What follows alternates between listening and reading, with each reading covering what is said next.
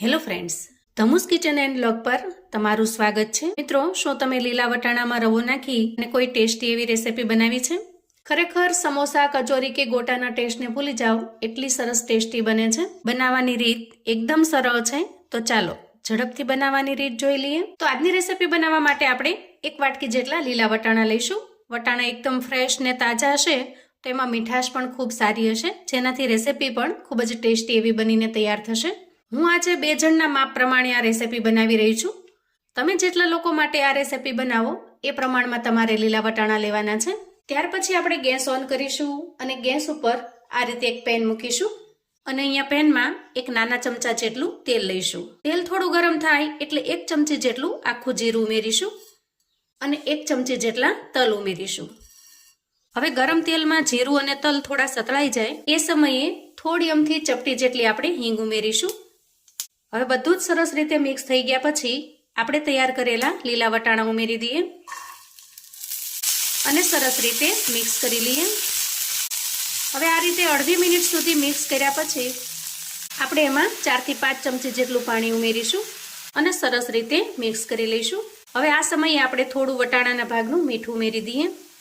મીઠું ઉમેરવાથી વટાણા ખૂબ જ ઝડપથી સોફ્ટ થઈ જશે અને જલ્દીથી ચડી જશે. ત્યાર પછી વટાણાને આપણે કવર કરી દઈએ અને આ રીતે ઢાંકણ ઢાંકી અંદાજે 1 થી 2 મિનિટ સુધી સરસ રીતે થવા દઈએ. હવે અંદાજે 1 થી 1.5 મિનિટની અંદર આપણે ઢાંકણ ખોલીને ચેક કરી લઈએ. જુઓ, અહીંયા આપણે જે પાણી ઉમેર્યું છે એ મોટા ભાગનું પાણી બળી ગયું છે અને વટાણા પણ સરસ સોફ્ટ થઈ ગયા છે. તો આ રીતે સ્પેચ્યુલાની મદદથી અથવા તો મેશરની મદદથી આપણે વટાણાને આ રીતે મેશ કરી લઈએ. વટાણા સરસ રીતે સોફ્ટ થઈ ગયા હોવાથી સ્પેચ્યુલાની મદદથી પણ તમે આરામથી મેશ કરી શકશો. એકદમ વધારે પડતા મેશ નહીં કરતા, થોડા આખા ભાંગા રહે એ રીતે મેશ કરી લઈશું. હવે વટાણાને મેશ કર્યા પછી 1 ચમચી જેટલી આદુ અને મરચાંની પેસ્ટ ઉમેરી દઈએ. આ પેસ્ટને તમે અગાઉ પણ ઉમેરી શકો છો, પણ અગાઉ હું અહીંયા ઉમેરતા ભૂલી ગઈ હતી એટલે મેં અત્યારે ઉમેરી છે. હવે સરસ રીતે મિક્સ કરી લીધા પછી આપણે જે વાટકીના માપથી વટાણા લીધા છે એ જ વાટકીના માપથી 1 વાટકી ભરી અને પાણી ઉમેરીશું. તો આ રીતે એક્ઝેક્ટ માપ લેવા માટે અને પરફેક્ટ રેસીપી બનાવવા માટે તમે ઘરમાં રહેલી કોઈ વાટકી કે કટોરીને પણ માપ તરીકે સેટ કરી શકો છો. અને હવે આપણે મસાલા કરી લઈશું. મસાલામાં સૌથી પહેલાં 5 ચમચી જેટલી હળદર ઉમેરી દઈએ, અડધી ચમચી ધાણા પાવડર, થોડા ચીલી ફ્લેક્સ ઉમેરીશું.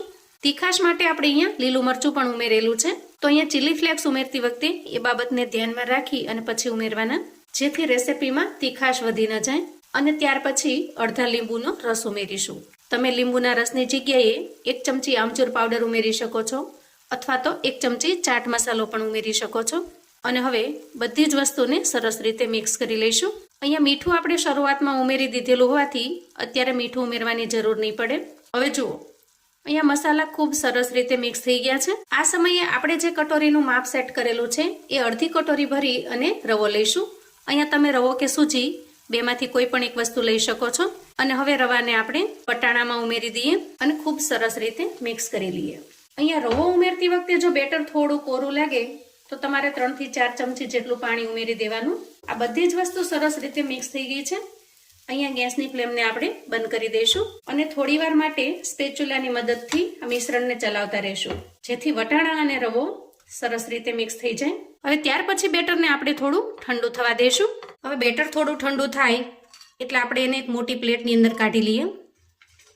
હવે આ મસાલો થોડો ગરમ અને થોડો ઠંડો છે, પણ આપણે હાથ લગાડી શકીએ એટલો ઠંડો થયો છે. તો હવે આપણે આ મસાલામાંથી થોડું પોષણ લઈશું અને આ રીતે એકદમ નાના લીંબુની સાઈઝના બોલ્સ બનાવી લઈશું. અહીંયા બોલ્સ બનાવવા માટે મિશ્રણ થોડું ઘણું હુંફાળું ગરમ હોય ત્યાં જ બનાવી લેવાના, કેમ કે જેમ જેમ મિશ્રણ ઠંડુ થતું જશે એમ હાર્ડ થતું જશે અને કઠણ થઈ જશે તો આ રીતે બોલ્સ બનાવવામાં થોડી તકલીફ પડશે.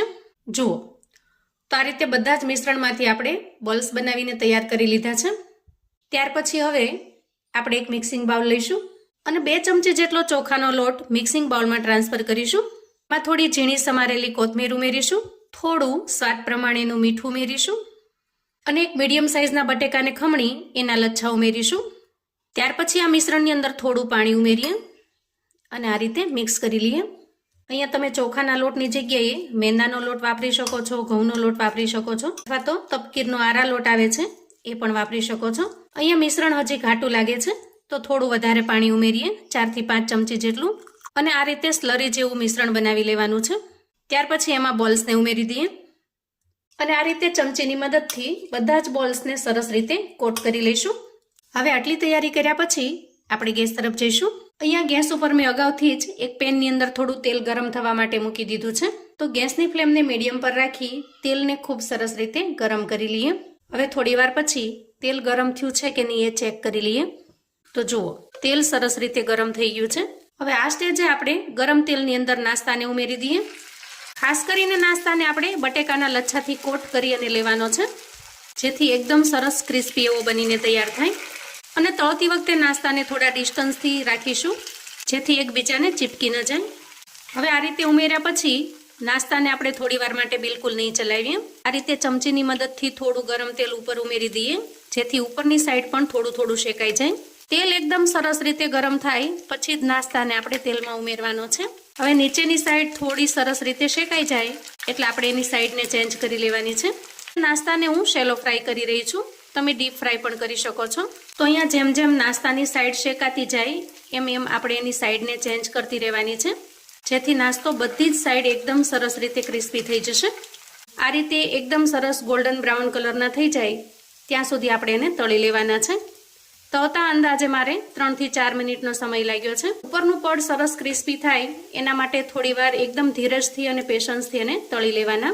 આ રીતે ઉપરનું પડ એકદમ સરસ ક્રિસ્પી થશે તો જ નાસ્તો ખાવાની તમને સાચી મજા આવશે. તૈયાર થયેલા નાસ્તાને આપણે એક પ્લેટમાં કાઢી લઈએ. તો જુઓ, એકદમ ક્રિસ્પી કુરકુરા એવા લીલા વટાણાના ગોટા બનીને તૈયાર છે. ઉપરનું પડ એનું એકદમ સરસ ક્રિસ્પી બને છે. આ નાસ્તાને તમે સવારે કે સાંજે નાની મોટી કે હળવી ભૂખમાં બનાવીને તૈયાર કરી શકો છો. બાળકોને લંચ બોક્સ કે ટિફિન બોક્સમાં પણ આપી શકો છો, અથવા તો સાંજે કશું નવું ટેસ્ટી ખાવું છે તો પણ તમે આ બનાવીને તૈયાર કરી શકો છો. નાસ્તાનું પડ ઉપરથી એકદમ સરસ ક્રિસ્પી બને છે અને અંદરથી એકદમ સરસ સોફ્ટ બને છે. સમોસા, ગોટા, કચોરીનો ટેસ્ટ ભૂલી જાઓ એટલા સરસ સ્વાદિષ્ટ લાગે છે. કોઈ પણ ચટણી સાથે તમે આ નાસ્તાને પીરસશો તો ખાવાની મજા પડી જાય એવો ટેસ્ટી લાગશે. મેં અત્યારે ટોમેટો કેચઅપની સાથે આ નાસ્તાને પીરસ્યો છે. તમે ચાની સાથે કે અન્ય કોઈ ચટણી સાથે પણ પીરસી શકો છો.